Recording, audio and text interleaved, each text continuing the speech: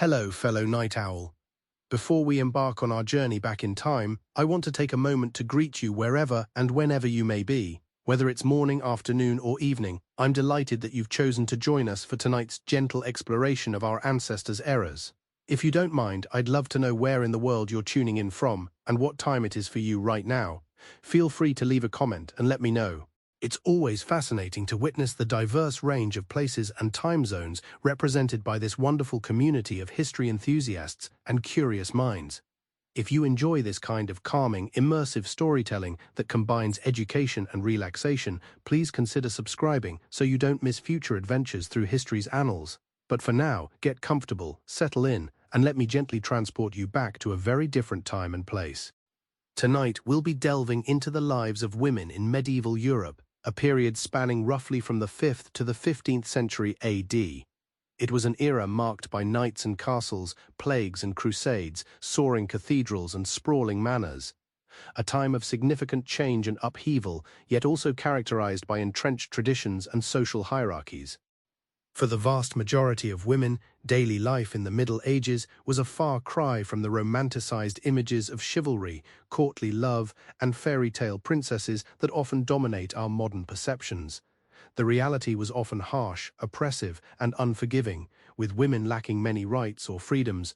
From birth until death, they were largely subordinate to men, first their fathers and then their husbands, with limited opportunities to shape their own destinies.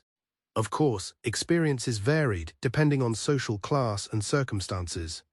A wealthy noble woman and a poor peasant girl undoubtedly led very different lives. Across the spectrum, women encountered numerous fundamental challenges and limitations deeply ingrained in the prevailing cultural beliefs and practices of the time. In the hours ahead, we'll delve into various aspects of medieval womanhood, tracing their typical journey from childhood through adolescence, marriage, and motherhood into old age. We'll explore their daily routines and responsibilities, their roles within the family and society, the health issues and hardships they faced, and the strict moral codes that governed their behavior. Along the way, I'll share the intimate stories of several real medieval women whose lives left a lasting impact on history, for better or worse. From queens and commoners to nuns and noble women, healers and accused heretics, each one offers a unique perspective that enriches our understanding of this multifaceted era. But before we fully immerse ourselves in the distant past, let's set the scene. Imagine a world illuminated solely by fire, where life's rhythm revolved around the sun's rising and setting. This world was characterized by extremes, with opulent grandeur reserved for the privileged few and grinding poverty for the downtrodden masses.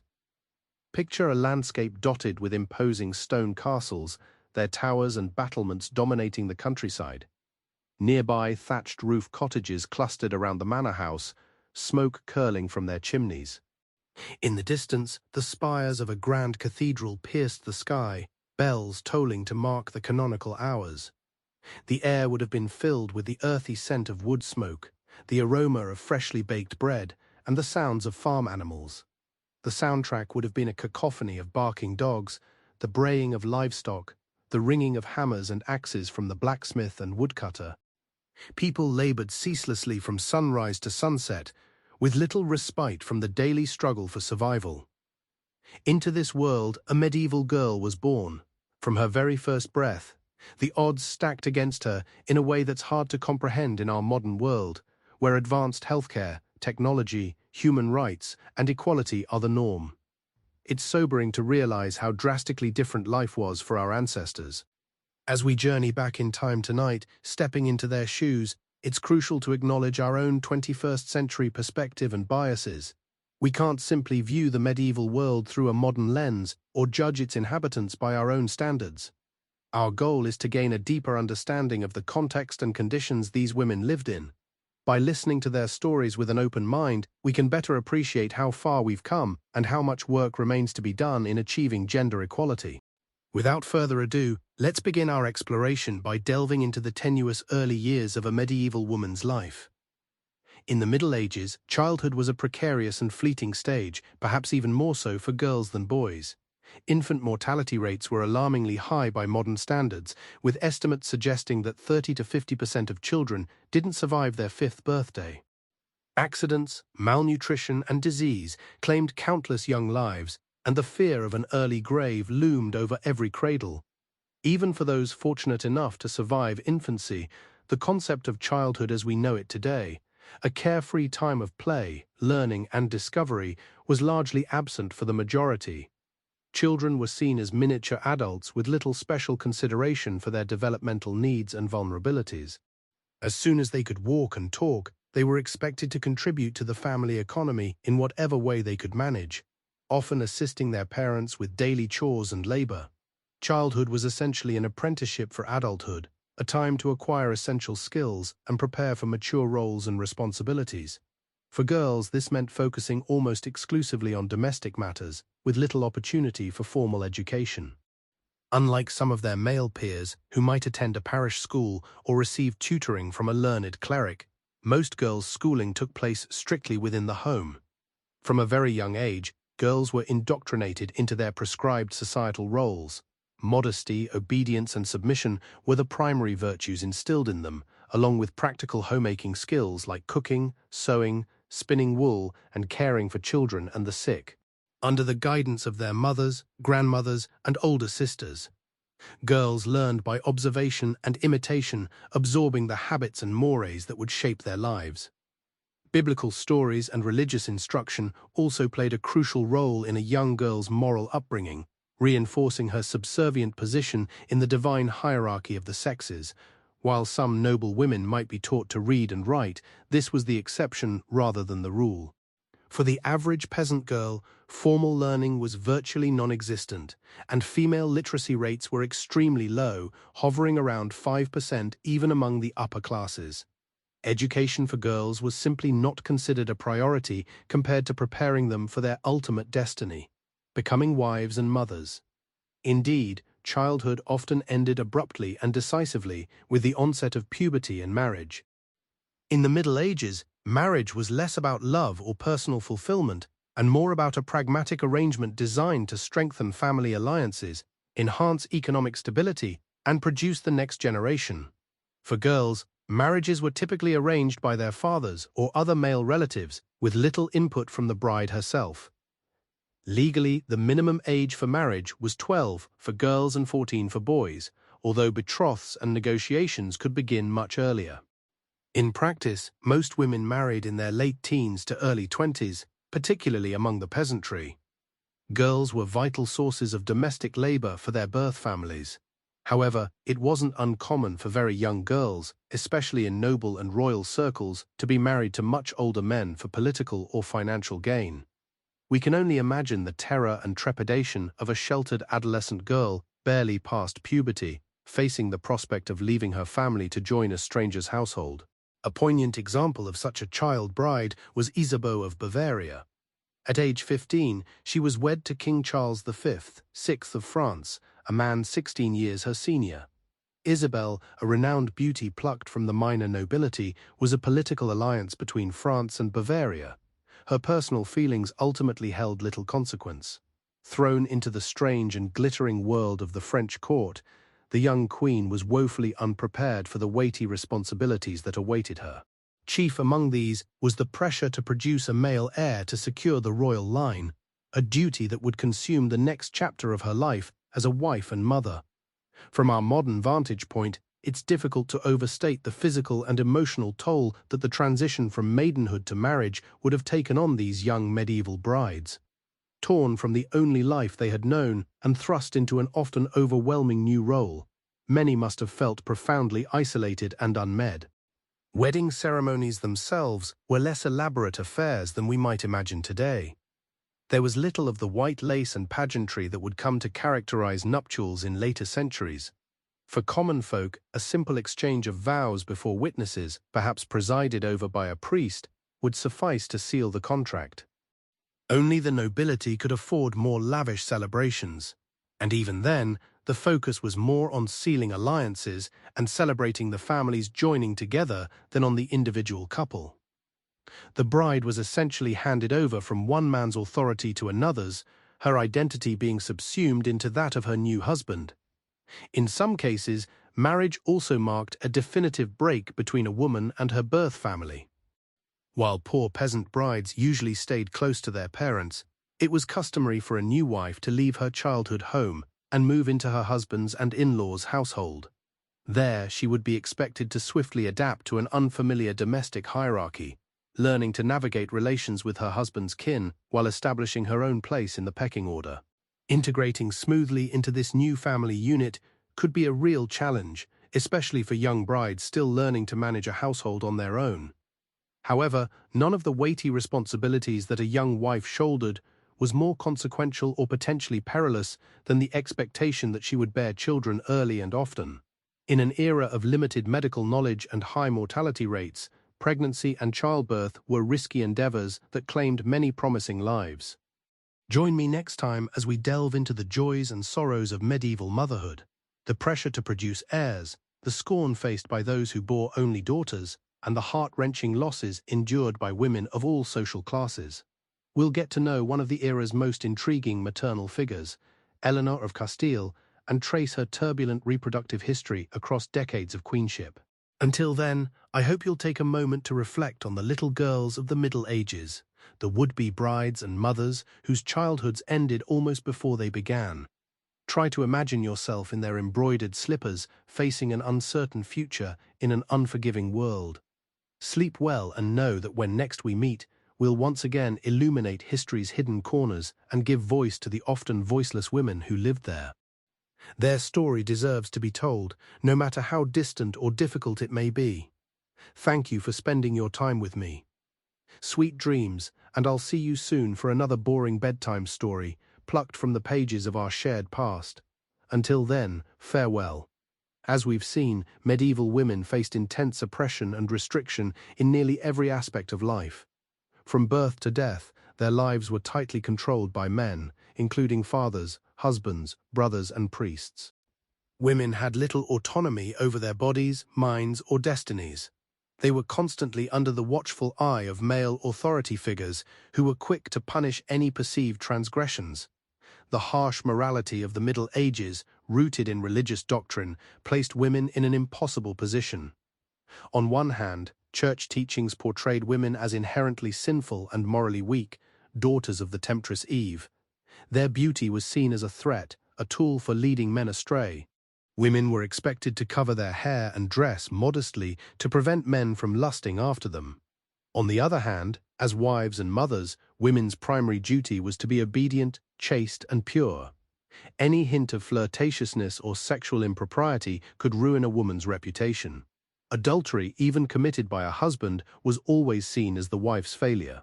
A jealous or disgruntled husband could easily accuse his wife of infidelity, leading to punishment. The punishments for accused adulteresses were brutal and humiliating. They might be paraded through the streets stripped to the waist, while a town crier announced their sins. They could be whipped, dunked in water, or locked in the stocks, while crowds jeered and threw rotten food. In extreme cases, the penalty was death. However, women didn't even need to commit a crime to face public humiliation. Gossiping, scolding, and nagging were also cause for painful embarrassment. Like the scold's bridle, this iron muzzle enclosed the head with a metal bit pressing down the tongue. The accused woman would be led through town to endure mockery and shame. Even for those rare women who sought a religious vocation, freedom remained elusive. Nuns lived aesthetically, their days dictated by rigid prayer schedules and their bodies concealed under shapeless habits. Silence was revered. A nun was to be seen and not heard. A few women went even further, voluntarily imprisoning themselves for life as anchoresses. These religious women were literally walled into small cells attached to churches, with only a small window to pass food and receive the sacrament. Most would never emerge again, having freely chosen this grim fate. One of the most famous anchoresses was the English mystic Julian of Norwich. As a young woman, Julian fell gravely ill and experienced a series of divine visions. After recovering, she decided to withdraw from the world and live in permanent seclusion. For decades, Julian lived in her cramped anchor hold, spending her days in prayer and meditation. She documented her mystical experiences in her book, Revelations of Divine Love. Believed to be the first English-language book written by a woman, Julian found spiritual freedom in her confinement. However, for most, it was a grim sentence. As Julian scribbled away in her cell, most medieval women toiled in backbreaking drudgery. Their daily reality was nothing short of a waking nightmare by modern standards. Domestic violence and were commonplace, seen as a husband's prerogative to correct an erring wife. The story of Margarita Flanders illustrates just how vulnerable even high-born women could be. Margarita was the daughter of King Louis II, expected to make a glittering dynastic marriage. Instead, she was abducted several times by her husband, the cruel Davies, who kept her imprisoned for years. Margarita endured unimaginable abuse at his hands, bearing many children. When Margarita finally escaped and fled to her father, her ordeal was far from over. The king initially sided with his daughter, but Devesna successfully argued in court that a wife was essentially her husband's property. Consequently, poor Marguerite was forced to return to her abuser, who continued to torment her until his death. Tragically, this French princess's plight was all too common. Women were essentially chat belonging to men, without the protection of family or fortune. Common women were utterly disposable. A rural woman might break her back doing farm labor from dawn to dusk, or injure herself hauling water and firewood. Exhausted, her body would be expected to produce a brood of children, always hoping for sons. If she managed to survive childbirth's dangers, she faced near starvation due to food scarcity. Malnutrition and repetitive stress would age her prematurely, while disease and poor hygiene ravaged her health. Fleas, lice, and bedbugs were constant companions, leaving her old before her time. For unmarried women, survival often meant resorting to begging or prostitution. Unattached females were viewed with deep suspicion by medieval society. Women were expected to be under the dominion of a man, either a husband or male relative. Without that protection and control, they were seen as dangerous and unnatural. Those who sold their bodies to scrape by lived on the margins in every sense. Prostitutes were simultaneously necessary and reviled. Cities like London had designated red light districts such as Soduk, where brothels could operate under license. However, Wobetai, the woman caught plying her trade outside those boundaries, faced severe fines and time in the stocks. As bad as their situation was, prostitutes still fared better than other desperate women. Those who sank into vagrancy or joined wandering bands of criminals risked brutal treatment at the hands of the law.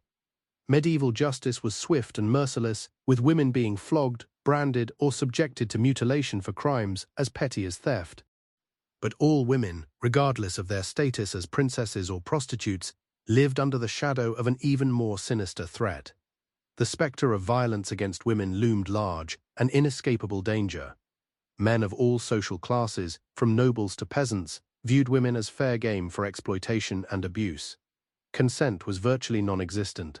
Only if the victim was an unmarried virgin, ideally from a good family, were her claims taken seriously. Even then, the best she could hope for was that her attacker might be coerced into marrying her. After all, he had ruined her life, so it was the least he could do to make her his wife. The woman's feelings in the matter were irrelevant. Perhaps nothing epitomizes the precarious position of medieval women more than the fear of witchcraft accusations that loomed over them, like the sword of Damocles. In a world where bad harvests or outbreaks of disease could threaten a community's very survival, women were convenient scapegoats. Any woman who stood out, whether for her knowledge of herbal remedies or her failure to conform, could find herself denounced. Midwives and female healers were particularly vulnerable, targeted for their alleged dark arts. A woman who eased the pains of childbirth or nursed villages through illness was just as easily accused of being a consort of the devil. If crops failed or babies fell ill, she was blamed for wielding evil magic. Witch trials were sham affairs with predetermined outcomes. Accused women were stripped and searched for the devil's mark, any blemish or mole supposedly proving their guilt. Confessions were extracted under torture, and not confessing was also seen as proof, so the innocent were damned. Either way, the fortunate ones were spared dunking in water or public humiliation. However, many accused witches met a fiery end, burned at the stake before a jeering mob. The palpable misogyny of the witch trials served as a potent reminder to all medieval women that they walked a razor's edge. Any misstep or false move could prove fatal. Amidst the constant suffocating oppression and threat of male violence, It's astonishing that medieval women managed to carve out any semblance of agency and self-determination. However, in subtle ways, some remarkable individuals resisted and rebelled against the life prescribed for them by men and society. One such individual was Christine Despard, one of the first professional female authors who dared to challenge the rampant woman-hating prevalent in male scholarly works. Her book, The Book of the City of Ladies, compiles the stories of notable women and directly confronts misogynistic arguments. As a widow who wrote to support herself and her children, Despard faced condescension from male intellectuals. Despite this, she persisted passionately, arguing for women's moral and intellectual equality. Centuries ahead of her time, Despard laid the early foundations of what would eventually blossom into feminism. In the lives of many ordinary women, there were quiet acts of resilience and solidarity. Women relied on each other for support during childbirth and formed networks to care for their children. In the fields, they shared gossip and complaints, finding fleeting moments of levity and laughter amidst the toil. Mothers carefully taught their daughters the skills they would need to survive their circumstances, from managing a household to navigating the treacherous waters of marriage. They armed the next generation with the tools to endure, if not overcome, the hardships that awaited them.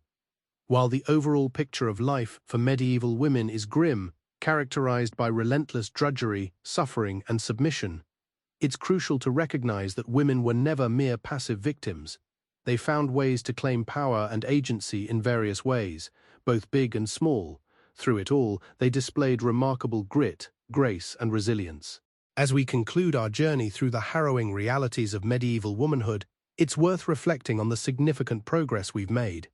Today, the notion that women are the property of men, to be disposed of as they please, is utterly reprehensible. While accusations of witchcraft may still persist in certain cultures, we no longer resort to burning women at the stake for crimes they did not commit. However, even as we acknowledge this progress, we must remain acutely aware of the very real injustices and oppressions women continue to encounter worldwide. The forms of these injustices may have evolved, but the struggle for true equity and freedom is far from over. Medieval misogyny may appear like a distant relic, but its echoes still resound in our present day. So, as you drift off to sleep, take a moment to appreciate the profound strength and courage of the women who came before us.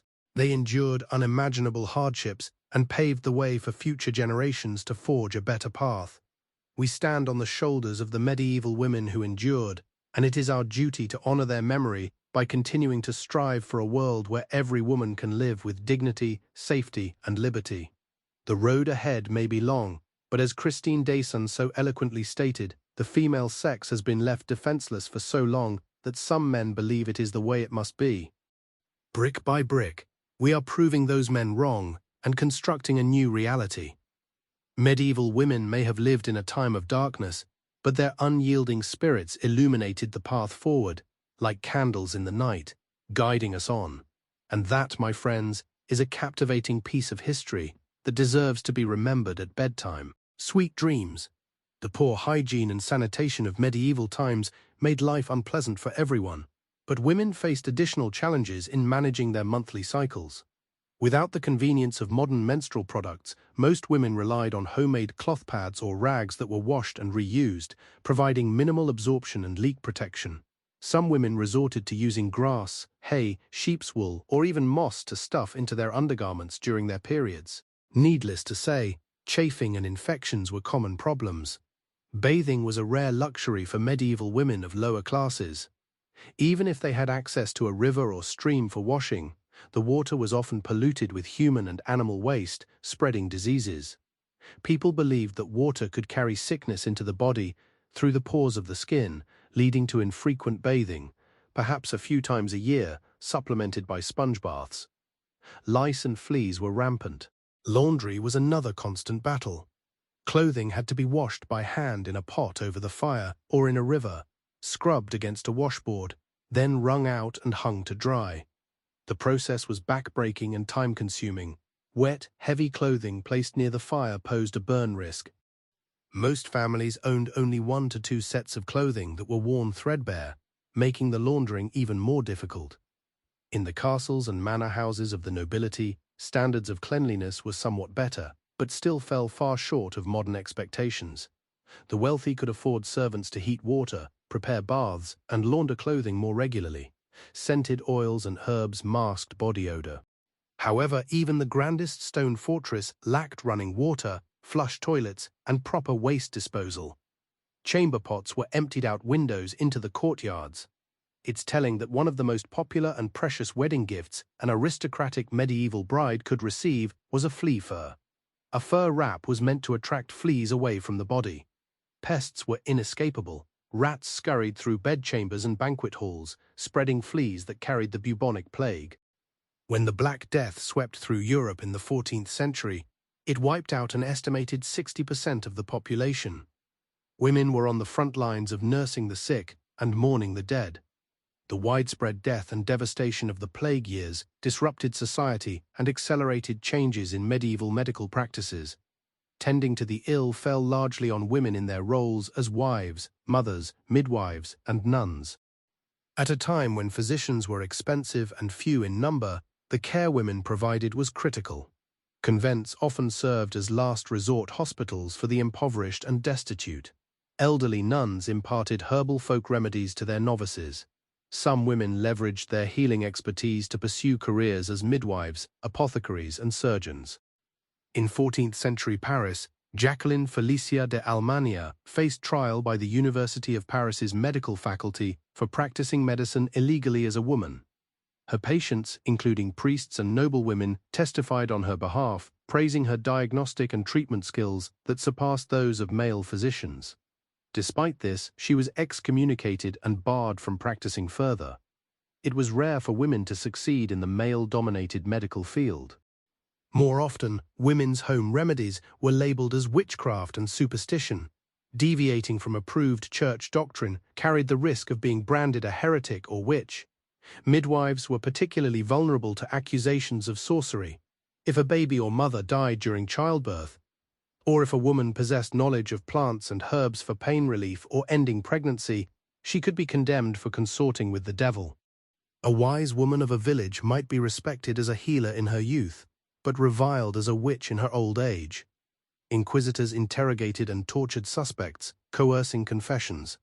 Once accused, it was nearly impossible to prove innocence, especially if the woman was unmarried or elderly with no male relatives to defend her. Women comprised over 80% of the estimated 50,000 to 100,000 unfortunate souls executed for witchcraft between 1500 and 1660.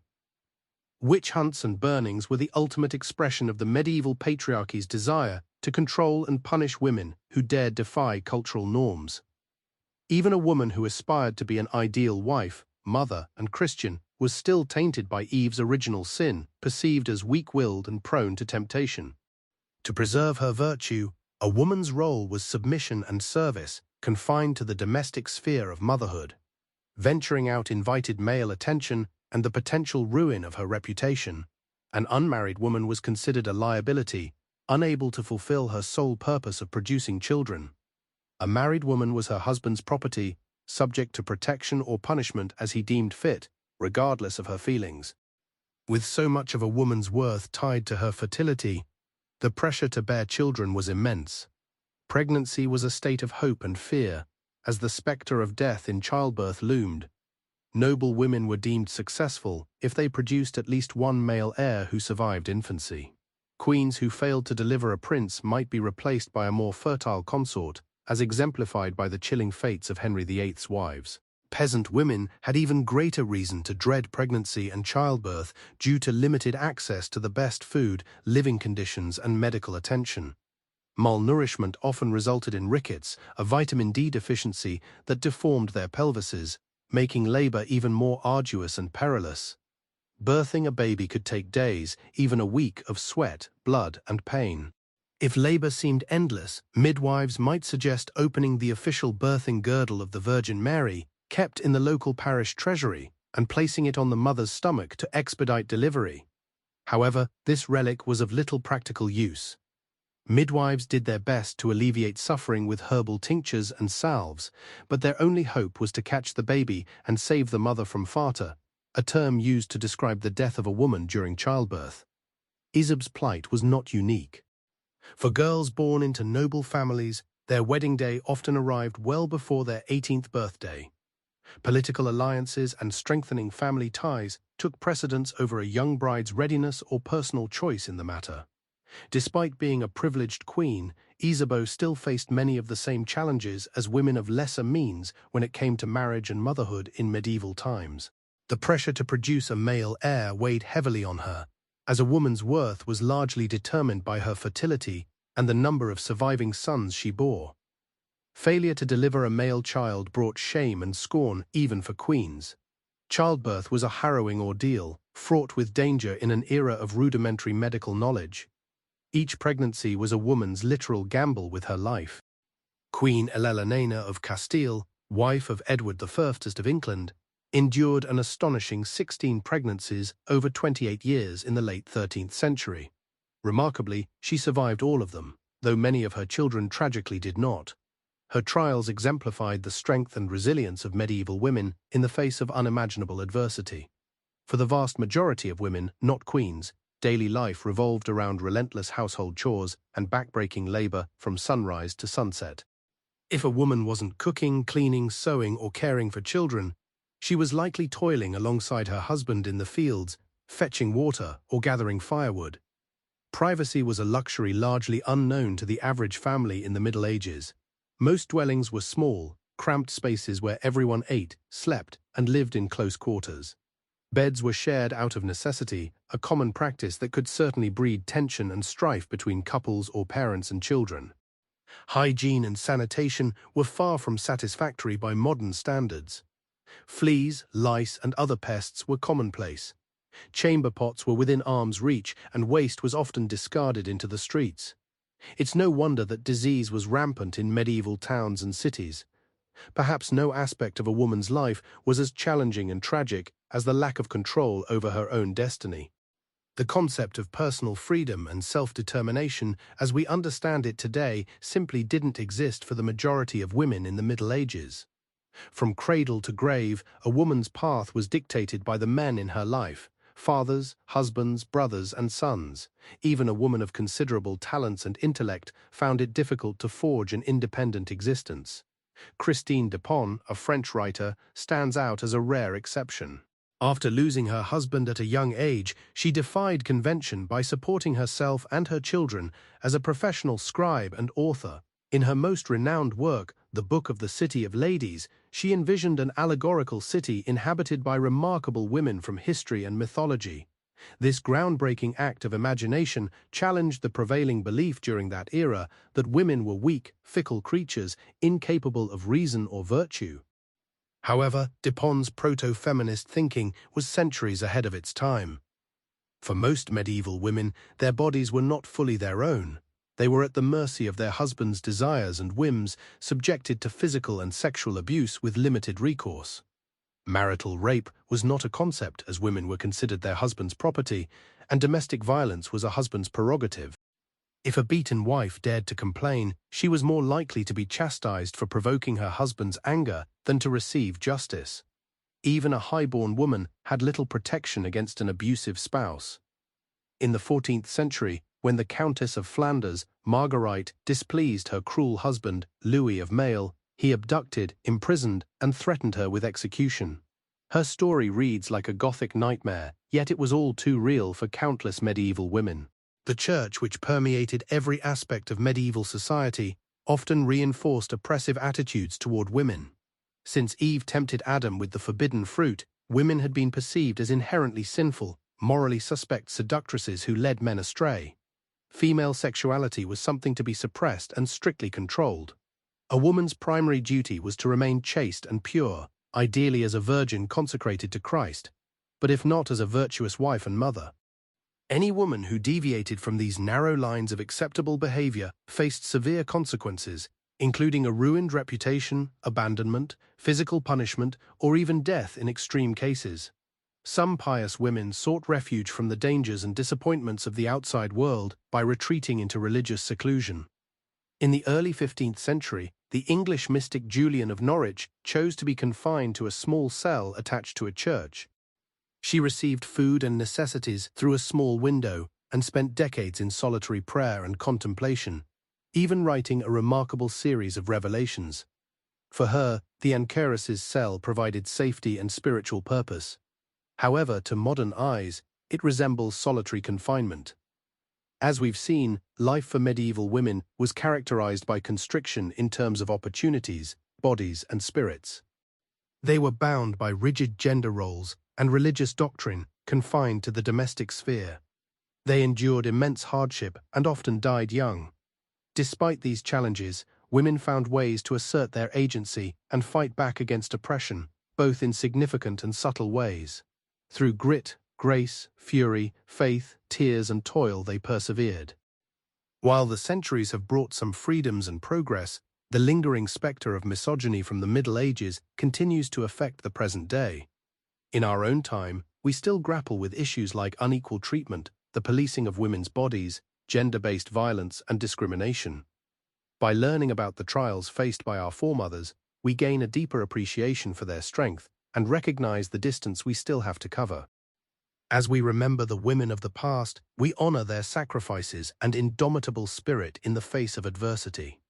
We owe it to them to continue striving for a world where a woman's worth is not determined by the number of sons she bears or the home she maintains, but by her intellect, compassion, conviction, and the greatness of her soul. The stark reality of a typical medieval peasant dwelling, with its gloom and chill, is difficult for us to comprehend today, given our modern comforts and conveniences. Imagine a 1- or 2-room hovel, its walls constructed from wooden stakes, interwoven with sticks, and packed with a crude mixture of mud, straw, and manure. The floor was simply hard-packed dirt, trodden by generations. If the family was slightly better off, they might enjoy the relative luxury of a few rough wooden planks laid across the earthen floor. However, there was little respite from the damp and cold seeping up from the ground, chilling one to the bone. The thatched roof overhead might keep out the worst of the rain, but it was a constant battle to patch the leaks and keep the vermin at bay.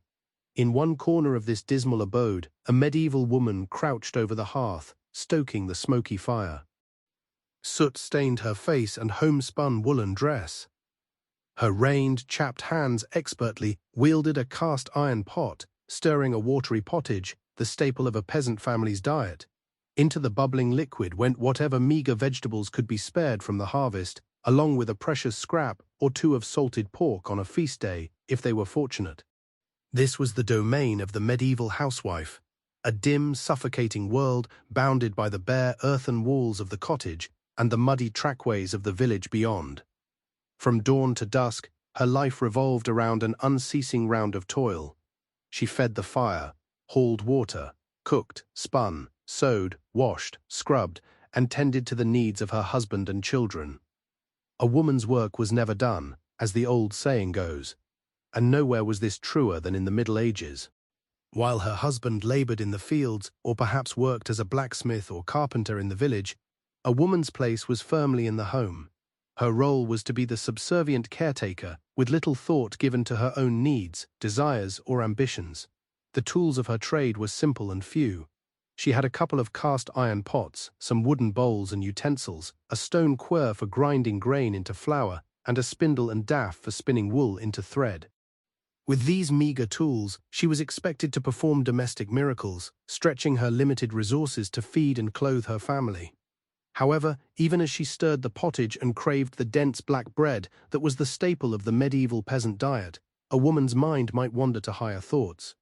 The village priest's Sunday sermon had spoken of the Virgin Mary, the epitome of feminine virtue who had birthed the Saviour himself. Surely, there must be a greater purpose to a woman's life than this endless drudgery. But such dangerous thoughts were swiftly suppressed. For a medieval woman, the path to salvation lay not in grandiose dreams, but in humble submission to her husband and to God. To aspire to anything more was to risk accusations of pride, willfulness, or even witchcraft. No, it was far better to keep one's head down, maintain one's virtue, and pray for the best in the afterlife. After all, in the mortal realm, a woman's lot was one of unrelenting hardship and servitude, and woe betide any woman who dared to step out of line or question her station, as we shall discover in the stories to come. One such woman who dared to dream of a different kind of life was Christine Desan, born in Venice in 1364. Christine's father, a renowned physician and astrologer, secured a position at the court of King Charles V of France when Christine was just a young child. Growing up in the intellectually stimulating environment of the royal court, Christine received the finest education available to a medieval girl. She learned to read and write in Latin and French, studied classic works of literature and philosophy, and even had access to the king's magnificent library, a repository of knowledge unimaginable to most of her contemporaries. Her progressive father believed in nurturing his daughter's mind and encouraged her scholarly pursuits. At the age of 15, Christine was married to a nobleman named Etienne de Castel. Christine, a beautiful wife and mother, lived a seemingly idyllic life with her husband, but her domestic tranquility was short-lived. In a few short years, she lost her beloved husband to the plague and her father shortly after. At the age of 25, Christine found herself a widow and an orphan, left alone to fend for herself and her young children in a world that had little regard for an educated woman without a man's protection. Facing financial ruin and the loss of her cherished library, Christine made a courageous and unprecedented decision.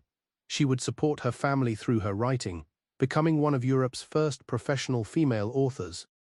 With quill and ink, she carved out a place for herself in the almost exclusively male domain of medieval literature. Initially, Christine wrote love ballads and devotional poetry, genres deemed suitable for women and unthreatening. However, as her confidence and reputation grew, she turned her attention to more weighty matters. In her most famous work, The Book of the City of Ladies, she crafted an impassioned defense of women against the misogynistic attitudes of her time. With elegant and incisive prose, Christine dismantled the pervasive notion that women were inherently morally and intellectually inferior to men. She argued that women were just as capable of virtue, learning, and leadership as their male counterparts, if only they were given the chance to prove themselves. Throughout the book, Christine celebrated the accomplishments of great female scholars, artists, warriors, and saints throughout history. From the ancient world to her own time, she highlighted women who had overcome overwhelming odds to make their mark on the world. There was the renowned scholar Hypatia of Alexandria, brutally murdered by a mob for daring to teach philosophy and mathematics. The formidable Queen Semis of Assyria, a brilliant military tactician who conquered vast territories of the ancient world. And the saintly mystic Hildegard of Bingen, whose divine visions and soaring musical compositions had earned her renown throughout Christendom. With each story, Christine chipped away at the edifice of misogyny, presenting a compelling case for the fundamental equality of the sexes. Her radical message resonated with a small but growing audience of educated women who found in Christine a beacon of hope in a society that sought to keep them in the shadows. Of course, Christine's proto-feminist views were not well received by the male establishment.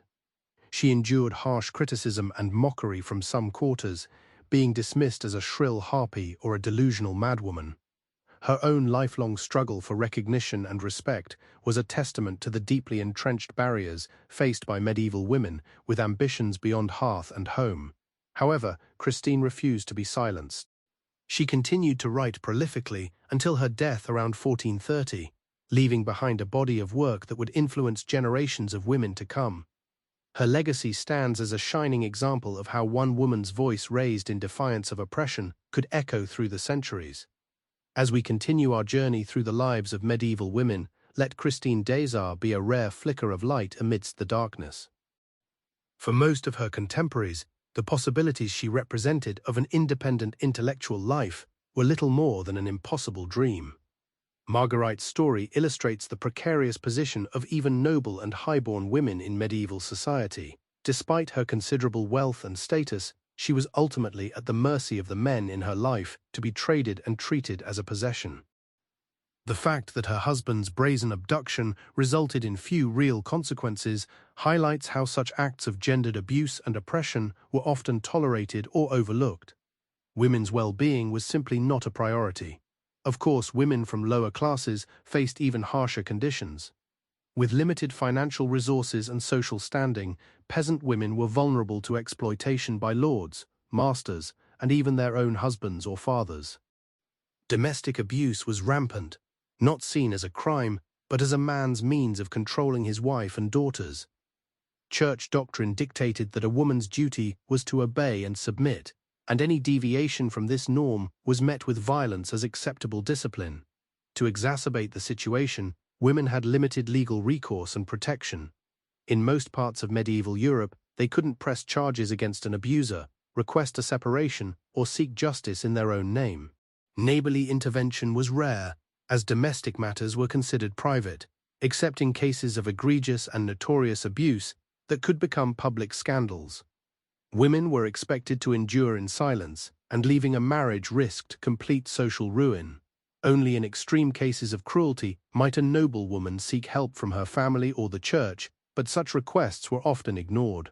After all, a wife was a husband's property, his to treat as he pleased within the confines of their home. It was not uncommon for a beaten wife to be sent back to her abuser after a brief respite.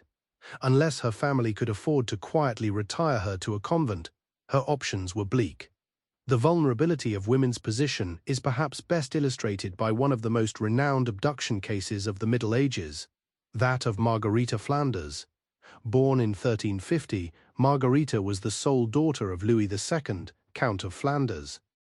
As his only heir, she was poised to inherit one of the wealthiest territories in Europe, making her a highly sought-after bride in the medieval marriage market. At the tender age of 11, she was wed to Philip of Rouva, Duke of Burgundy. Tragically, he passed away just 4 years later, leaving teenage Marguerite a wealthy widow in search of a new husband. Her father swiftly arranged another political match, this time to Philip the Bold, also of Burgundy. However, another suitor was waiting in the wings, Marguerite's own cousin, Louis III, Count of Flanders. Louis was determined to retain control of Flanders within the family. In a brazen move, he abducted his young cousin, whisking her away to Ghent. The poor girl had little say in the matter, as the men in her life vied for her considerable fortune. Although her father eventually retrieved her and exposed the original betrothal to Philip, this entire sordid affair highlights how even elite women were mere pawns in the power struggles of men. Such casual misogyny and oppression permeated every aspect of a medieval woman's life, even the spiritual realm. During this period, the teachings of the Catholic Church were heavily influenced by notions of female subservience, sinfulness, and sexual temptation. Ever since Eve's forbidden bite, women were perceived as morally weaker and more prone to vice than men. As descendants of Eve, women were considered inherently more lustful, vain, emotionally unstable, and intellectually inferior. These supposed flaws justified their subordination to cool, rational men who were entrusted with controlling women's behavior for their own good and the good of society. The Church taught that virtuous women were obedient, chaste, modest, quiet, and diligently domestic, always working in service of their fathers, brothers, and husbands. Any deviation from this pious feminine ideal was swiftly condemned. Outspoken, defiant, ambitious, or opinionated women were regarded as unnatural and dangerous threats to social order. Naturally, those who engaged in unsanctioned sexual behavior, sex outside of marriage, adultery, or prostitution, were portrayed as wicked temptresses leading men into sin. Never mind that men often coerced and exploited women into compromising situations. Consequently, it's no surprise that one of the worst labels a woman could face was that of a witch. The medieval church viewed witchcraft as the ultimate expression of feminine evil, a woman enthralled to the devil, wielding supernatural powers to subvert male authority and corrupt the innocent. Who would attract such dire accusations?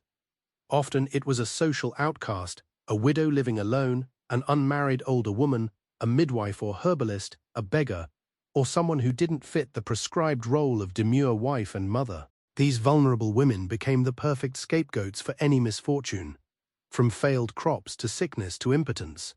The flimsiest evidence could justify horrific torture and execution, from burning at the stake to hanging to drowning. The much-feared witch hunts of the early modern period stemmed from the medieval church's deep distrust and demonization of uncontrolled female power. Of course, the vast majority of women were far from powerful, quite the opposite. Whether high-born lady or lowly peasant, women lived extremely circumscribed lives, their agency limited by the men who dominated them. So they turned to prayer. Religion offered women one of the few spheres of autonomy and self-expression, albeit in highly controlled forms. Becoming a nun was a rare alternative to marriage, allowing some women to pursue a life of the mind insulated from male demands. Female mystics were also grudgingly tolerated, even revered, as long as they confined their spiritual visions to doctrinal subjects. One such mystic was Julian of Norwich, an English anchoress who lived a radical form of monastic life. In her 30s, she requested to be permanently confined or anchored in a small cell attached to a church. She would spend the rest of her days in solitary prayer and contemplation. The door to her cell was sealed shut in a solemn ceremony, with the expectation that she would never pass through it again, even in death. Her body would later be removed through the high window facing the church interior. For decades, Julian lived in this stone room, no more than 15 paces long, receiving food and necessities through a small opening. Despite this life of unimaginable isolation and deprivation, some women found it preferable to marriage. As an anchoress, Julian was beholden to no man except Christ. She could devote herself fully to her spiritual practice without the burdens of domestic duties or childbearing. Through her high window, she also served as a kind of counselor to parishioners, offering prayers and advice. In this role, she gained a measure of influence and authority rarely granted to women. Her mystical visions recorded in her book, Revelations of Divine Love, even dared to describe God in feminine terms as a nurturing mother. For a woman to present her own theological interpretations was a bold move, to say the least. The fact that her writing survived at all is a testament to the respect she commanded in her community. However, Julian's unconventional life was still ultimately one of deprivation and enclosure. Like all medieval women, she lived at the mercy of a patriarchal church and society that viewed the female sex as a threat to be contained. Whether trapped in a loveless marriage, confined to a draughty castle, or bricked into a monastic cell, women had precious little control over their own destinies. Their world was one of forced choices and roads not taken, of talents and dreams denied. Submission, silence, and survival were the orders of the day. Medieval women may not have conceptualized their plight in terms of equality or justice, but they undoubtedly felt the constraints on their minds and bodies as a slow suffocation, a narrowing of possibilities. Despite these hardships, they endured, finding slivers of light in the darkness. They took pride in their children, their handiwork, and their faith, sustaining their communities and families as best they could. In doing so, medieval women laid the foundation for the advancements of subsequent generations. Their sacrifices, strength, and quiet resilience paved the way for greater freedoms to come. As we drift off to sleep tonight, let us honor these forgotten forms, dream of the lives they might have lived in a world that cherished them fully, and carry their stories forward. Recognizing how far we've come and how far we still have to go, we understand that women's history is human history, and our liberation is forever bound up with one another. With that, I bid you good night. Rest well, dear listener, and dream of kinder times. Marguerite's harrowing tale illustrates the precarious position of even noble women in medieval society. At the whims of men, their choices and consent held little significance. A woman, especially a wife, was considered property to be seized and exploited. Unfortunately, such disregard for women's bodily autonomy permeated all levels of society. Domestic violence was rampant, with husbands entitled to physically chastise their wives as they deemed fit. As the 15th century Liber Extra decreed, a man could chastise and beat his wife for her own correction, as she belonged to him. Peasant women often bore the brunt of their husbands' frustrations over grueling field labor, meager food, and wretched living conditions. With large families crammed into tiny cottages, privacy was non-existent and tempers were short. The wine and ale consumed to stave off hunger, along with contaminated water, certainly didn't help matters. Higher up the social ladder, aristocratic husbands might exercise a bit more restraint with their beatings to avoid damaging their wives' appearances. However, spousal abuse remained common, albeit more discreet. A noble woman was still considered her lord's property and was expected to submit to his authority in all things. Of course, the ultimate violation was marital rape, a concept that didn't even exist in the medieval mindset. As marriage was primarily a means for men to produce legitimate heirs, husbands had an unrestricted right to sexual access to their wives' bodies. Her willing participation was deemed irrelevant. These attitudes were only reinforced by both religious doctrine and the era's rudimentary medical knowledge. Church teachings portrayed women as inherently sinful and lustful creatures who needed to be firmly controlled by men. Female desire was considered an aberration, while male desire was natural and unavoidable. If a husband forced himself on his wife, it was believed that her wanting behavior had triggered his base urges. Medical texts, on the other hand, claimed that female seed required vigorous action from the male rod to be warmed and stimulated for procreation. Women's enjoyment was considered essential to conception. By this logic, if a wife became pregnant, she must have been a willing participant in the act, regardless of her objections. Between victim-blaming and biological misunderstandings, women who suffered sexual violence had little recourse. Speaking out earned scorn, skepticism, and accusations of seduction. They were told that they wanted it, and that they had tempted him into sin. The medieval Roupling poem even advised, "What you can't prevent, you might as well enjoy." Thus, in the face of assault, a woman's best hope was to avoid pregnancy and additional shame. Midwives and healers passed down secret recipes for herbal abortifications and contraceptives, providing a glimmer of hope for those who sought to protect themselves. Pennyroyal, tansy, and certain fungi could induce miscarriage, while rue, Queen Anne's lace, or wild carrot seeds worked to prevent conception. Discreet networks of women quietly shared such illicit knowledge. However, even these small rebellions against men's tyranny over their bodies put women at risk of hemorrhage, infection, and worse, accusations of witchcraft. The medieval mindset simply couldn't comprehend women controlling their own reproductive fates. Anything that enabled them to thwart a husband's prerogative or a God-given pregnancy was surely the devil's work. Tragically, some women internalized this oppression, believing they deserved no better than the abuses they endured. When marriage was a woman's only option and her husband her lord and master, what other choice did she have but to submit?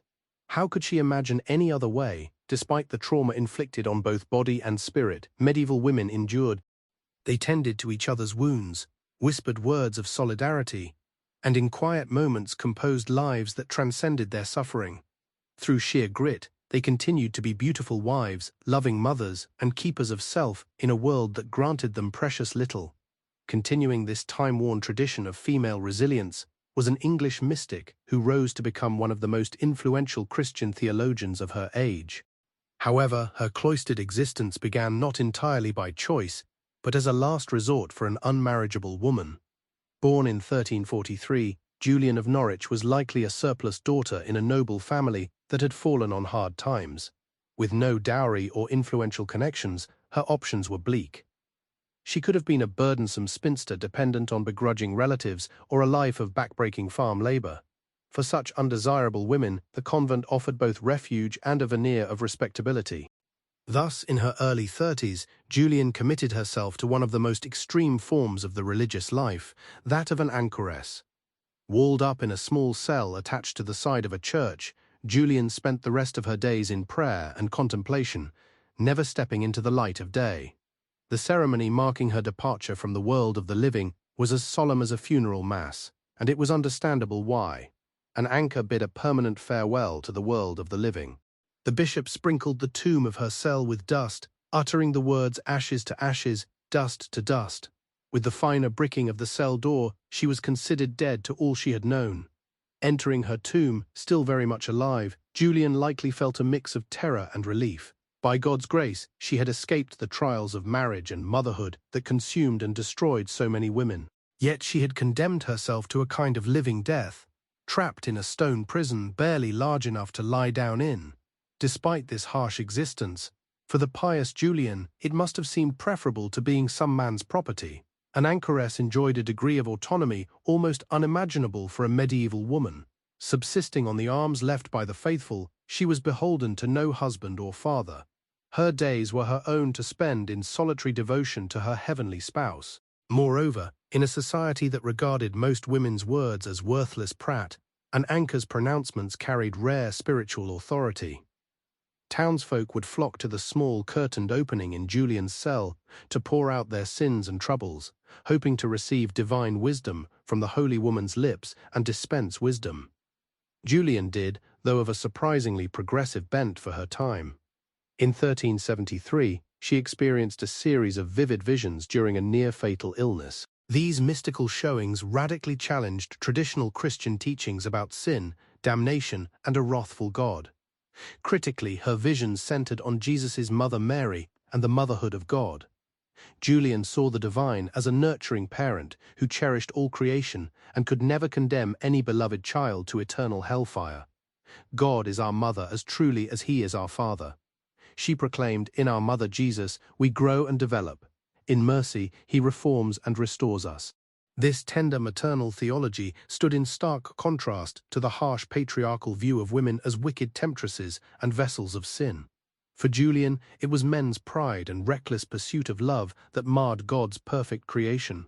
Women like Mother Mary embodied the purest form of Christ-like love and mercy. When Julian recorded her subversive insights in Revelations of Divine Love, she became the first woman to write a book in the English language. Despite her physical confinement, her radical compassion permeated the popular religious imagination. Decades after her walled imprisonment, local people still referred to her as Dame Julian, who resided in Norwich. Although Julian's body remained confined within her cell, her mind and soul roamed freely. Within her cell, she created an interior world of meaning and beauty that defied the brutality outside. For her and many solitary female mystics, the convent served as both a refuge and a rare opportunity for intellectual and spiritual self-realization. However, Julian's unlikely triumph cannot negate the tragedy of medieval women's overall plight. That a lifetime of walled solitude was one of their better options speaks to the soul-crushing limitations they faced. The vast majority never escaped the domestic prisons that constrained them from cradle to grave. Yet, lying here in the dark, listening to their softly unraveling stories, perhaps we can extend them the same mercy Julian saw in the mother heart of God. We can honor their suffering, resilience, and indomitable will to endure and find meaning despite it all. And in so doing, we strive to create a world where no woman needs choose between a physical or mental tomb to know her own worth. However, the Church offered one surprising path forward for some women, pursuing a life devoted to faith. For a select few, joining a convent offered an alternative to marriage and motherhood, providing an opportunity to gain influence and engage their minds. One remarkable woman who embraced this path was Hildegard of Bingen, born in 1098 into a noble family in the Rhineland. As the 10th child, she was dedicated to the church and sent to reside in a monastery at the tender age of 8. Contrary to the expectations of a cloistered life, Hildegard thrived. From a young age, she experienced mystical visions that she meticulously documented in vivid theological writings. Her musical compositions were groundbreaking, ranging from stirring hymns to the first known morality play set to music. As an adult, Hildegard founded her own abbey and gained widespread recognition as a prophet and intellectual across Europe.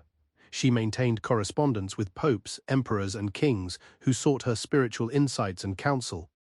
Her expertise spanned various fields, including religion, science, medicine, and philosophy. Utilizing her knowledge of herbal remedies, she provided treatment to sick nuns and local villages. While Hildegard's brilliance was exceptional, her story serves as a testament to how monastic life offered an oasis of learning and culture for women. Within the walls of the abbey, nuns could dedicate themselves to scholarly pursuits that were inaccessible to their married counterparts.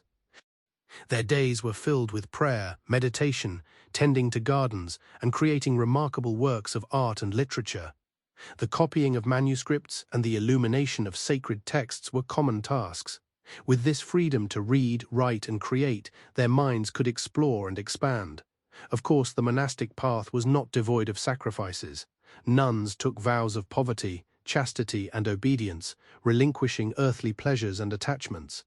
Their lives were governed by strict routines of prayer and labor, and they remained ultimately under the authority of male religious leaders.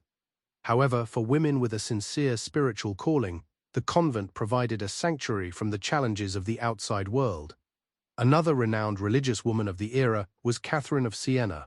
Born in 1347 to a large working-class family in Italy, Catherine was deeply devout from a young age.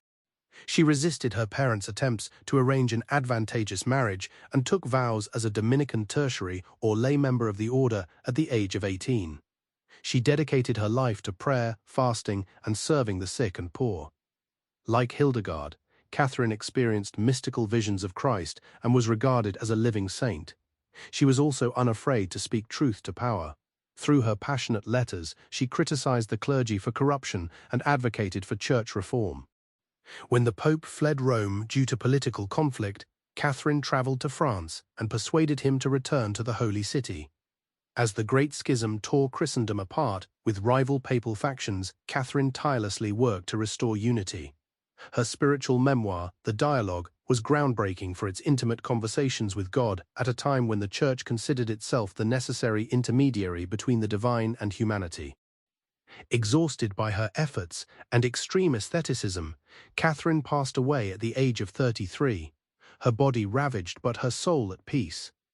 Women like Hildegard and Catherine demonstrated the potential for intellectual and spiritual greatness even within the constraints of their society. They channeled their faith into purposeful lives that transcended societal norms. While most medieval women could never dream of wielding such influence, the presence of these monastic scholars and mystics added complexity to the era's gender dynamics. However, for the vast majority, the Church served as a disciplining force rather than an elevating one. Parish priests and nuns enforced strict moral codes, particularly regarding sexuality and propriety. Women's behavior was closely monitored, and they were expected to be obedient, chaste, and above reproach. Deviating from these expectations could have severe consequences. In the 13th century, the medieval Inquisition began cracking down on heretical threats to church doctrine. While inquisitors targeted various groups, women were particularly vulnerable to accusations of witchcraft and collusion with the devil.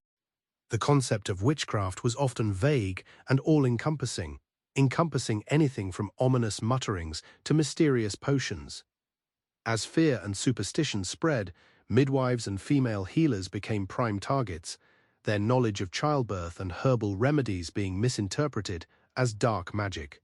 One notorious manual for identifying witches, the Malleus Maleficarum or Hammer of Witches, published in 1487, advanced the notion that women were inherently more susceptible to the devil's temptations due to their perceived fickle carnal nature. It included a script for interrogating accused witches, which often resulted in confessions obtained through torture. Those found guilty faced horrific deaths, including beheading, hanging, or burning at the stake in public spectacles, designed to instill fear and enforce piety and conformity. Although the full-fledged witch hunts reached their peak during the 16th and 17th centuries, their origins lay in the medieval church's deep-seated mistrust of women's power. However, the spectre of witchcraft could also be exploited for more cynical purposes. Charges were sometimes levied against women who rejected a man's advances or dared to speak their minds too boldly. Widowed or single women living on the fringes of society were frequently scapegoats. The vague nature of the crime made it a convenient pretext for eliminating inconvenient women. Despite the most violent episodes, daily spiritual life revolved around a steady stream of masses, feast days, and seasonal celebrations. Women were expected to embody the pious heart of the family, tending to prayers and devotions. The church festivals, including Advent, Christmas, Lent, Easter, and Saints' Days, structured the year, and much of a woman's free time was dedicated to preparing for these events. Simultaneously, traces of older pagan traditions persisted and intertwined with Christian practices. Medieval holidays often featured earthy elements like maple dances and harvest revelries that the church attempted to suppress. Some women undoubtedly found ways to experience joy and release within these quasi-religious festivities.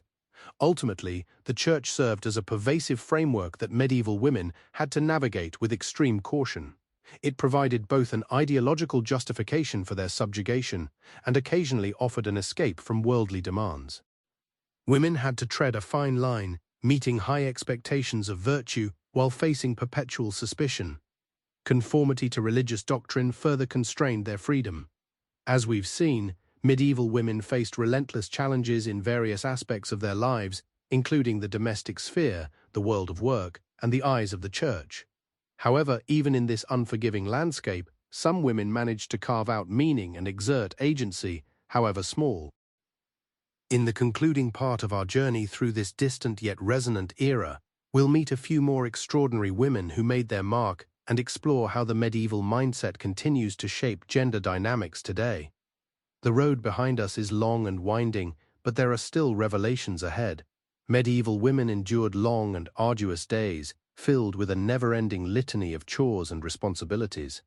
From sunrise to sunset, their work was truly never done. While their husbands and fathers toiled in the fields, engaged in trades, or embarked on war, it fell to the women to maintain the home fires. They rose before dawn each day to stoke the flames, cook meals, tend to children, and care for the sick and elderly. There was little rest and even less recognition for the vital role women played in sustaining their families and communities. Their daily labors were perceived as simply an extension of their womanly duties, as natural and expected as the rising and setting of the sun. A woman's worth in medieval society was not measured by her intelligence, talents, or dreams, but by the sons she bore, the cleanliness of her home, and her subservience to her male betters. Women who dared to challenge these roles faced scorn, suspicion, and even danger. Being an independent woman, or even an educated one, was considered a violation of nature's laws. The weaker sex had its place, and any woman who strayed from it was in for trouble. However, even within this rigid hierarchy, some women found ways to assert their agency and self-determination.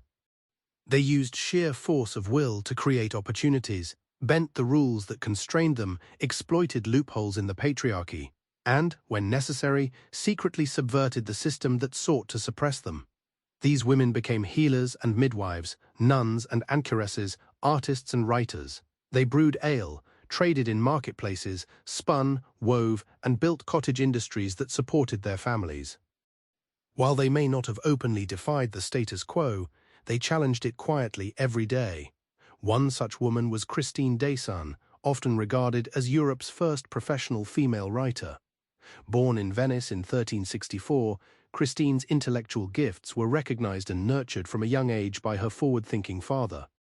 Educated alongside her brothers, she immersed herself in the study of languages, classic literature, and the sciences, pursuits that were essentially off-limits to girls and women at the time.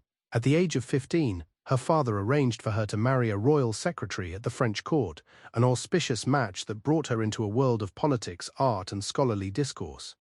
For a time, the young bride relished the privileged life of the royal court, attending salons and composing love ballads that garnered admiration from her scholarly peers. However, Christine's charmed existence would soon be shattered by a series of devastating losses. First, her father and then her beloved husband passed away unexpectedly, leaving Christine a widow and single mother at the tender age of 25. Without male protection or support, Christine and her children faced an uncertain future. While lesser women might have succumbed to the weight of such adversity, Christine de Pizan remained resilient. With characteristic pluck and determination, she picked up her pen and parchment and embarked on a new endeavor. At a time when few women could even read and write, Christine began producing poems, essays, and allegorical works at an astonishing pace. Her output was remarkable, both in its sheer volume and its daring originality. What truly distinguished Christine as a revolutionary figure was not just her literary talent, but also her willingness to tackle subjects that were considered strictly off-limits for women. She delved extensively into politics, war, and the role of women in society, boldly challenging the prevailing misogynistic attitudes of the time. Her most renowned work, The Book of the City of Ladies, was a spirited defense of women's intellect and capabilities, simultaneously critiquing the numerous injustices they faced. In this groundbreaking text, Christine reimagined history from a female perspective, celebrating the achievements of remarkable women throughout the ages. She envisioned a utopian city populated and governed entirely by women, where they were free to pursue knowledge, art, and self-fulfillment without any limitations. This radical vision for its time laid the foundation for feminist thought and would inspire generations to come.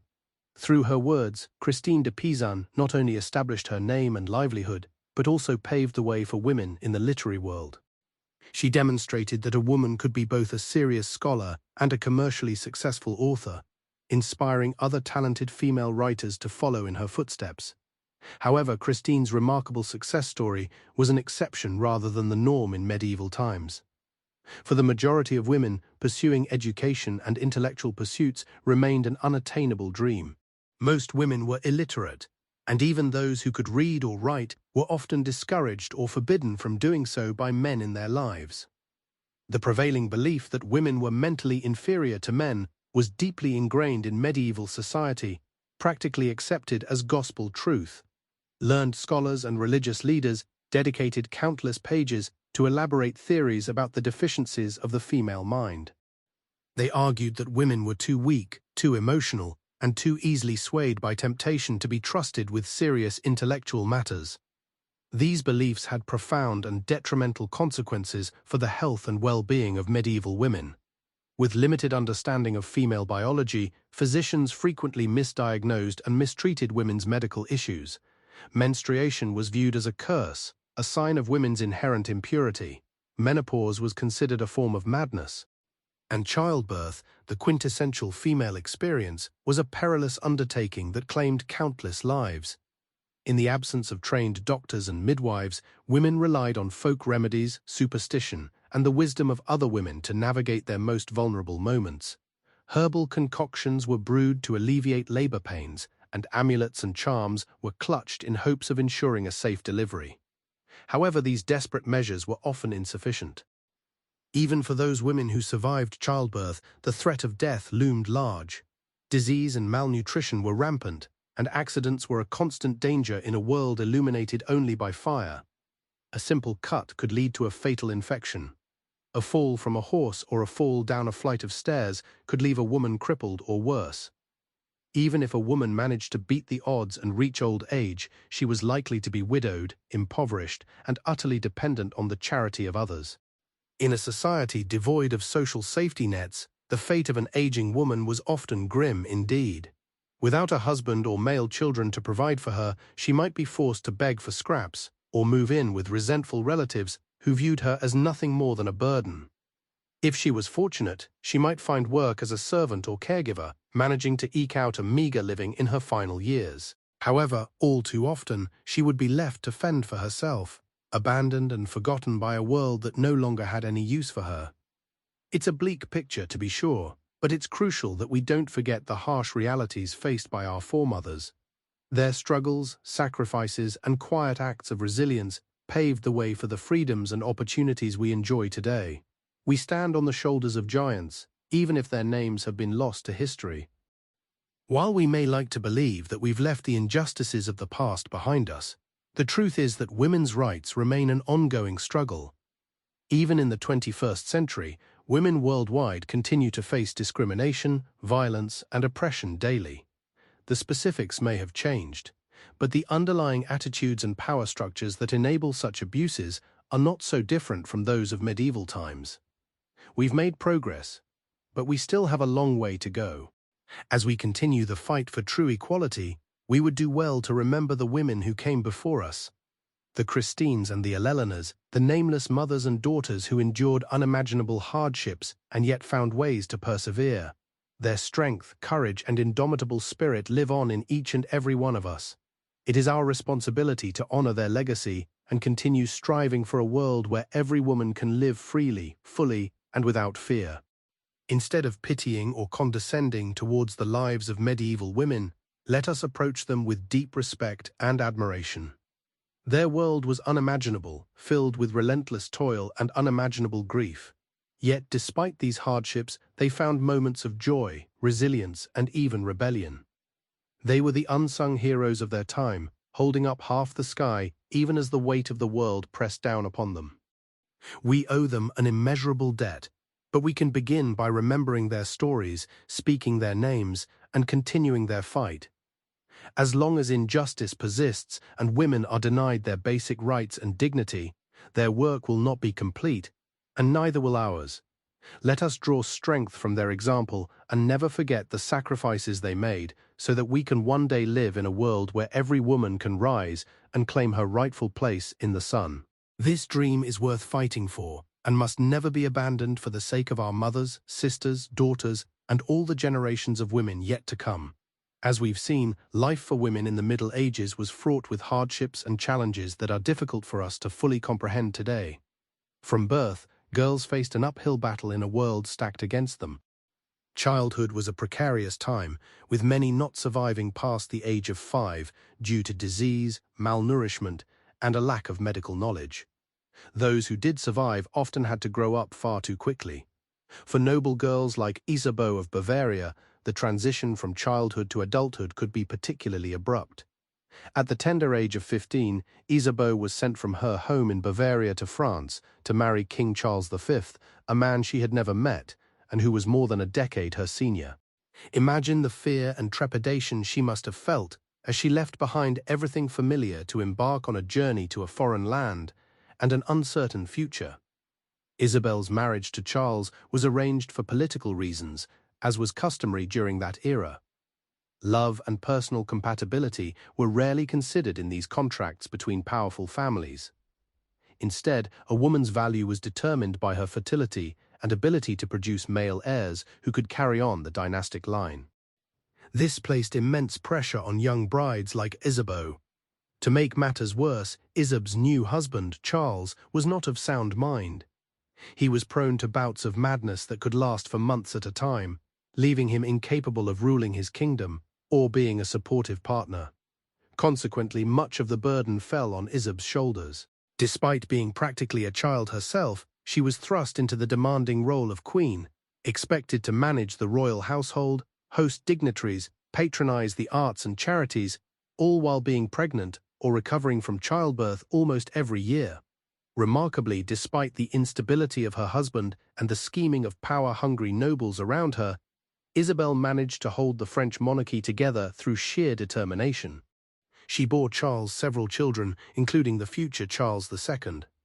When her husband was incapacitated by his fits of madness, she served as regent in his place, wielding authority that was typically reserved only for men.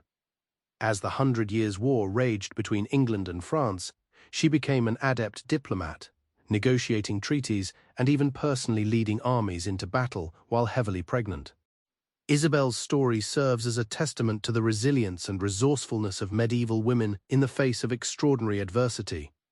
However, it also highlights how even the most privileged and powerful women were still severely constrained by the patriarchal attitudes and institutions of that time. For the vast majority of women who weren't born into nobility, daily life was a constant struggle of back-breaking labor and drudgery. While wealthy women like Isabeau had servants to handle cooking, cleaning, and childcare, peasant women had to shoulder all domestic burdens themselves, on top of helping their husbands with farming and other laborious tasks. The lives of medieval peasant women revolved around an endless cycle of repetitive, physically demanding chores from sunrise to sunset.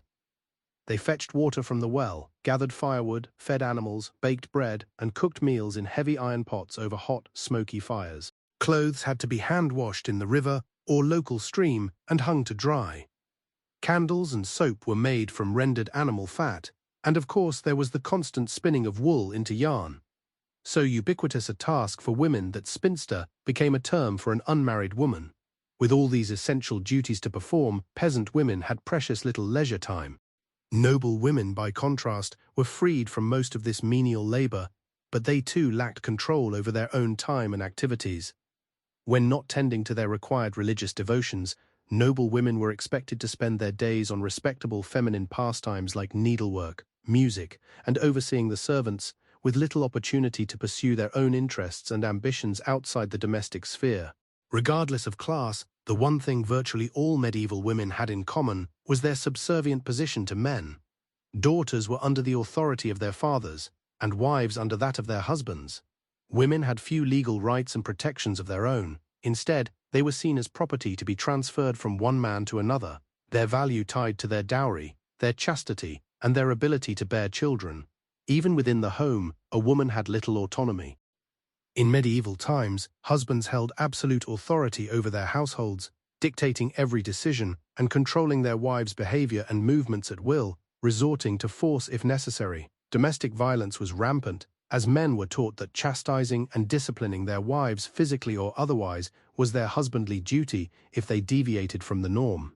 Marital rape was unheard of. A woman's body was considered her husband's property to use as he pleased. Any defiance against her husband or perceived damage to his reputation or honor could result in severe consequences. For instance, Margarita Flanders faced a harrowing ordeal when her husband Louis of Maille abducted her on her wedding day, accusing her of infidelity. She was imprisoned in her own castle for 2 years. Eventually, Louis was released after the Pope threatened him with excommunication. However, the scandal that followed Margarita for the rest of her life was a stark reminder of the perilous situation medieval women faced. These women were caught in a web of contradictions. On one hand, they were expected to embody perfect virtue, chastity, and obedience. Their every move scrutinized for any hint of impropriety that could tarnish their reputation and that of their families. On the other hand, they were perceived as inherently sinful and morally weak, forever tainted by the legacy of Eve, the original temptress. This contradictory perception placed women in an impossible bind, and the church and society at large eagerly enforced their behavior, demanding modesty and purity at all times. Women were expected to remain silent and hidden, lest they lead men into temptation with their perceived dangerous feminine wiles. Even innocuous acts like dancing or flirting could result in accusations of harlotry and severe punishments, including public whipping, dunking in water, exile, and even death in extreme cases. As we can see, life for the medieval woman was a lose-lose situation, with no clear path to safety or acceptance. Isolated, disempowered, and confined to rigid roles and expectations, women in medieval times had to navigate a precarious path in a world stacked against them. Despite such oppression and hardship, these remarkable women found ways to carve out meaningful lives and shape their world in significant ways. Take Christine de Pan, for instance. Born in Venice in 1364, Christine was fortunate to be the daughter of a scholar who nurtured her intellectual curiosity from a young age. Well-educated and fluent in multiple languages, Christine was a rarity among medieval women.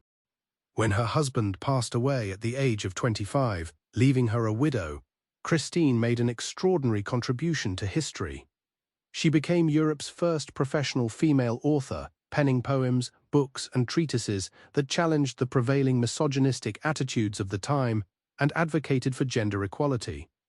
In her most renowned work, The Book of the City of Ladies, Christine created an allegorical city inhabited by virtuous and accomplished women throughout history.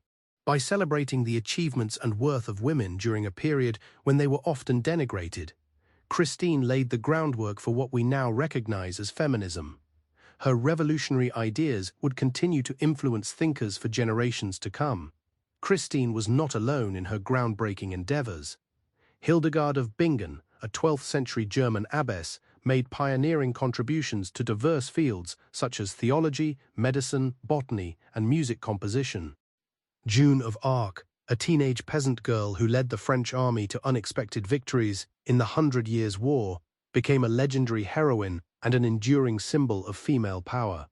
These exceptional women exemplify the untapped potential and strength of many of their contemporaries whose names and deeds have unfortunately been lost to history. It's easy to become engrossed in the multitude of obstacles and abuses faced by medieval women and overlook their indomitable spirit in the face of adversity. Yes, their hardships and circumstances were indeed appalling from our modern perspective. However, we must not forget their humanity, tenacity, and courage. Life for the average medieval woman was characterized by grueling work, suffocating limitations, and the constant threat of violence. Despite these challenges, they persevered and endured. Through ingenuity and grit, they found meaning and connection where they could, relying on the bonds of family and female friendship. These women survived and even thrived against the odds. Their legacy is often neglected and undervalued, relegated to the margins of history books in favor of the deeds of great men. However, learning about and reflecting on the daily struggles and triumphs of medieval women enriches our understanding of the human experience. It puts our own modern-day lives and lingering gender imbalances in perspective. It reminds us of the strength and resilience of the so-called fairer sex, who have always been the backbone and lifeblood of human society, regardless of the recognition and freedoms they have received or denied. The plight of medieval women can perhaps be best captured by Christine Daise's lament in The City of Ladies. No matter where she looked, she saw nothing but the cruelty of men towards women. Yet she knew that women were not of a different species from men. They were human beings just as much as men. Though separated by centuries, Christine's words still resonate deeply.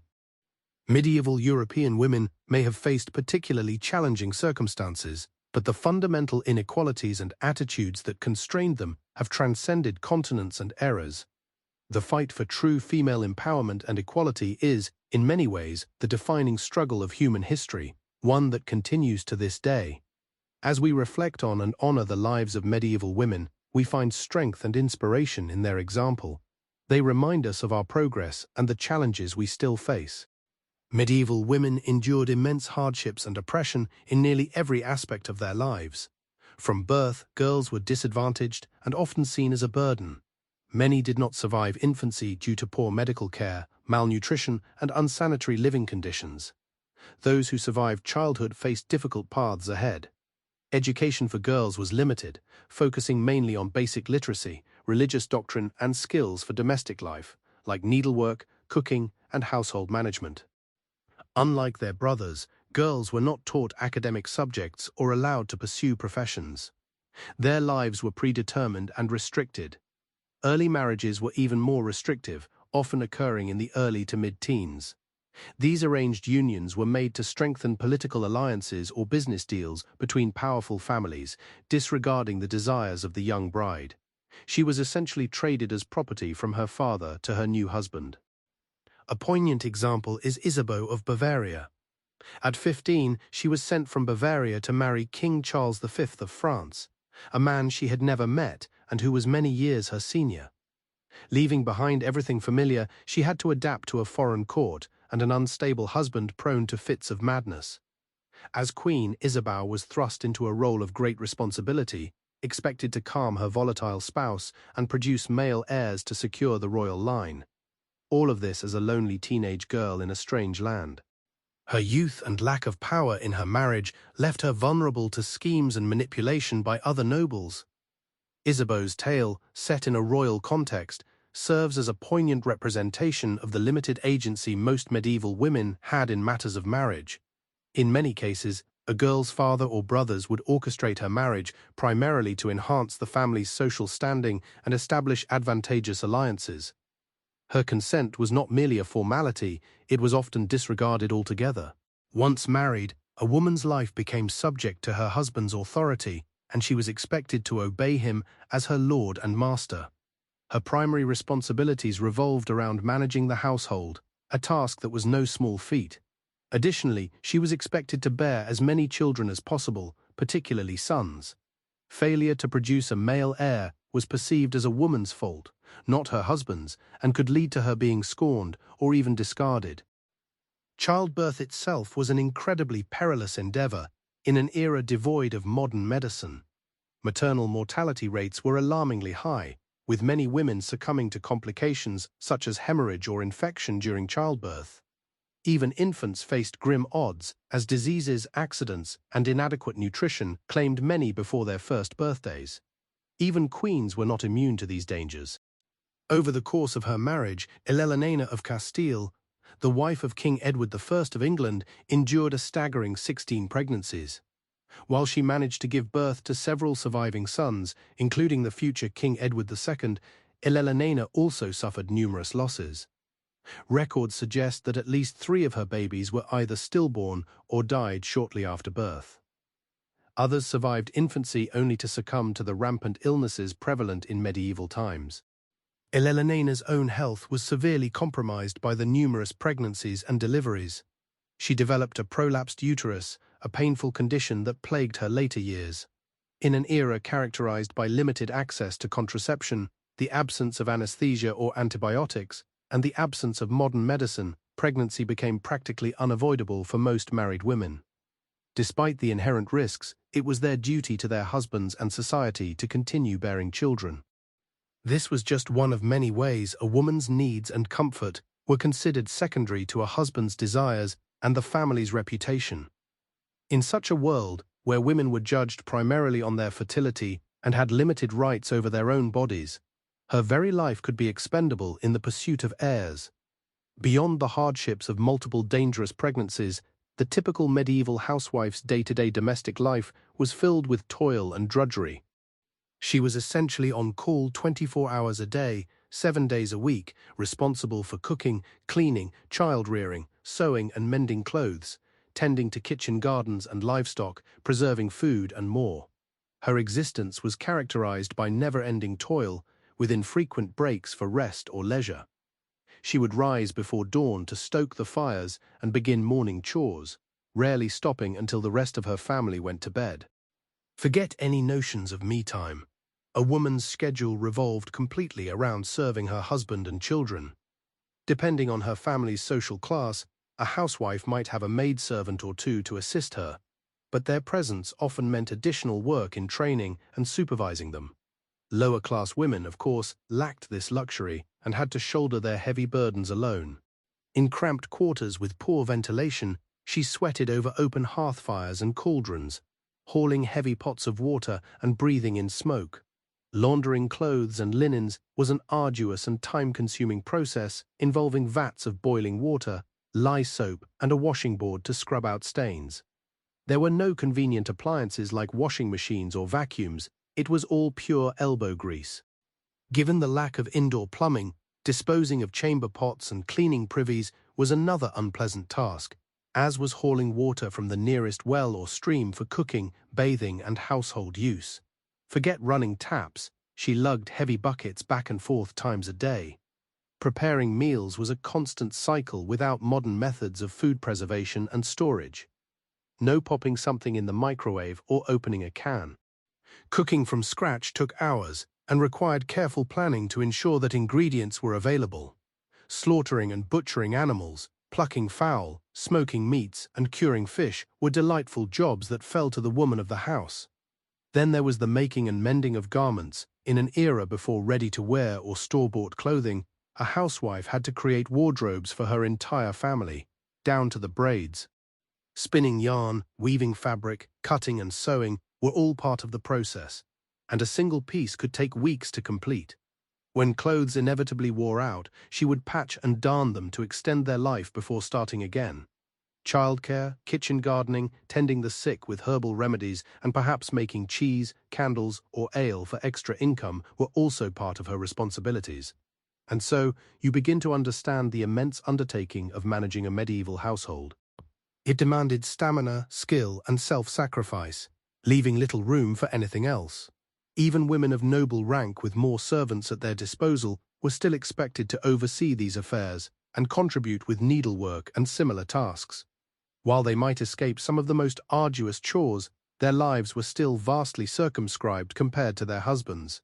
While he could ride off on business, politics, or warfare, she was mostly confined to the home, managing the domestic front.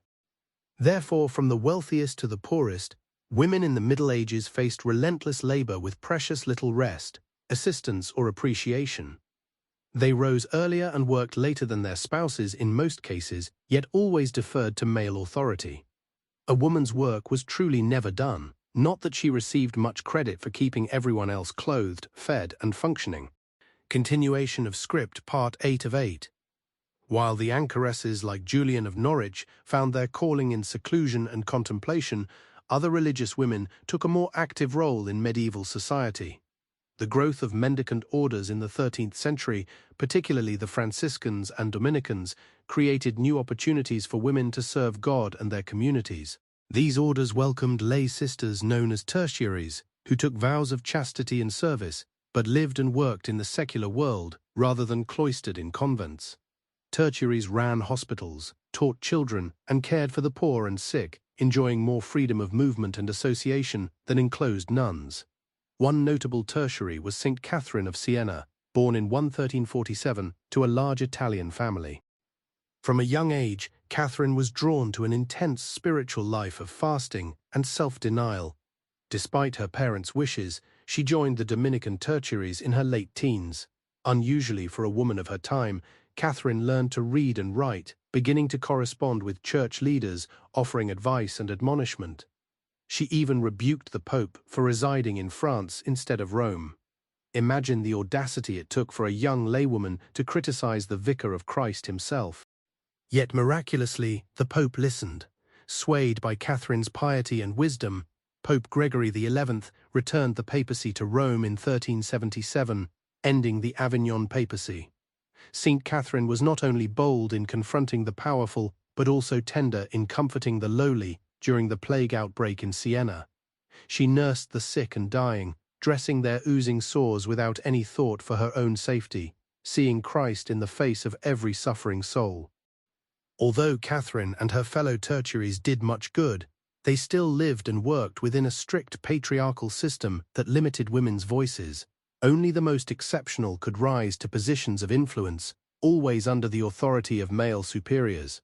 Most medieval women, of course, were not destined for sainthood or political influence. They simply toiled day after day, bearing as best they could the many hardships and restrictions placed on their sex. It's challenging for us in the modern era to fully comprehend the limited agency women had over their lives and bodies. From birth until death, a woman belonged to the men in her life. Initially, it was her father, followed by her husband, and possibly her son in widowhood. She had little say in her marriage, the number of children she bore, or the type of labor she performed. Education, property rights, and legal recourse against abuse were all severely restricted. However, portraying medieval women as mere passive victims of oppression fails to capture their full humanity. Within their constrained spheres, they found ways to find meaning and exert the power they could. They formed supportive networks with female friends and relatives. They took pride in their children, their creations, and their resilience in everyday acts. A village woman gathering herbs to heal her sick child, an abused wife seeking refuge in a convent, and a nobleman's daughter sweet-talking her father into a slightly later marriage. These are just a few examples of the unsung strength of the medieval woman. While she may have had limited control over the broader forces of history, politics, and religion that shaped her world, in her daily life, she did what she needed to survive. And if she was fortunate, she found moments of joy and purpose. One small pleasure that was acceptable for women was storytelling. In the castles, women would regale each other with romantic tales of brave knights and their lady loves while working on their embroidery. In the villages, as they spun and wove, they would share old legends and fairy tales passed down from their mothers and grandmothers. Storytelling served as a means of entertainment, teaching lessons, and dreaming of a world that was a bit brighter and more hopeful than the drudgery of their daily lives. Although they left behind few written records in their own voices, the medieval women still shaped our culture through the stories they curated and preserved, even during the darkest of times. In a way, our engagement with history, like this, continues that lineage. We spin tales of people long gone, pondering their struggles and small victories, weaving a more vivid understanding of our shared human experience. As we conclude our journey through the lives of medieval women, I invite you to pause and reflect on this understanding. Imagine all the women, queens, peasants, nuns, brewers, teenagers wed to grandfathers, and weary old widows as fully real individuals with fears, flaws, and moments of surprising courage, not so different from you or me. As you drift off to sleep, I hope you'll dream of them. Dream of the ways, both big and small, they shaped their world and paved the way for the freedoms we cherish today. Honor their memory even as we strive to build a world where all people, regardless of gender, have the opportunity to live freely and chart their own destinies. Thank you so much for joining me on this journey through the forgotten corners of history.